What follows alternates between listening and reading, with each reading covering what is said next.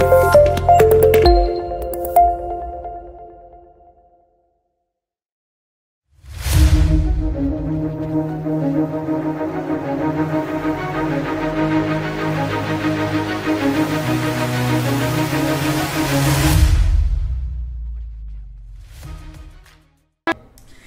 la famille, j'espère que vous allez bien. Soyez bénis en ce jour. Que la grâce, la paix de Dieu soit avec toi en ce jour. Ah yo, comment tu vas? J'espère que tu vas bien. Est-ce que tu sais que quand tu es dans le lieu que Dieu a prédestiné, Dieu a choisi pour toi, tu ne fais pas trop d'efforts, tu ne fais pas trop d'activités et tout ce que tu fais là, ça te réussit, tout va à merveille pour toi. Donc ce matin, nous allons parler du bon repère et tu vas prendre avec moi Jérémie 18, le verset 1 à 2. La Bible dit quoi? Que la parole qui fut adressée à Jérémie de la part de l'Éternel en ces mots: lève-toi et descends dans la maison du potier. Là, je te ferai entendre ta voix. Je te ferai entendre mes paroles.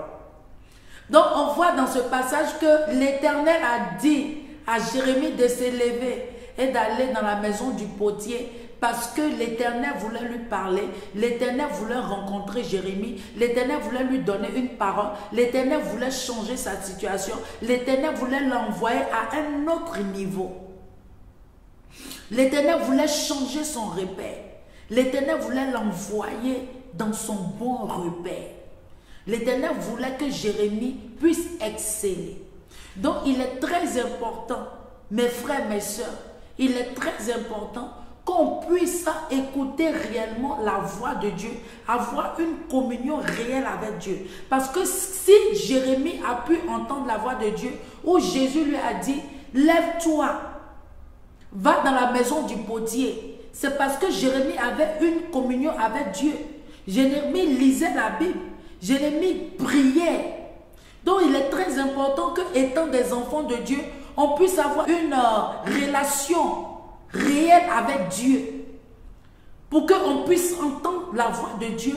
Pour que là où Dieu veut nous envoyer, là où l'Éternel veut nous rencontrer, on puisse entendre sa voix et marcher et entendre sa voix, écouter cette parole, se lever, mettre cela en pratique et aller à un autre niveau.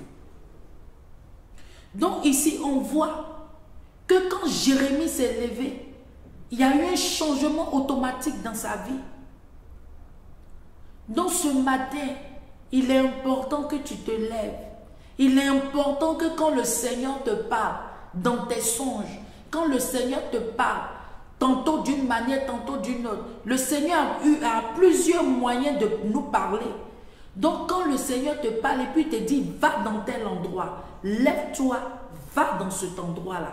Et tu verras que le Seigneur t'a peut-être mis ou bien t'a mis dans ce bon repère-là pour pouvoir te parler, pour pouvoir changer ta situation.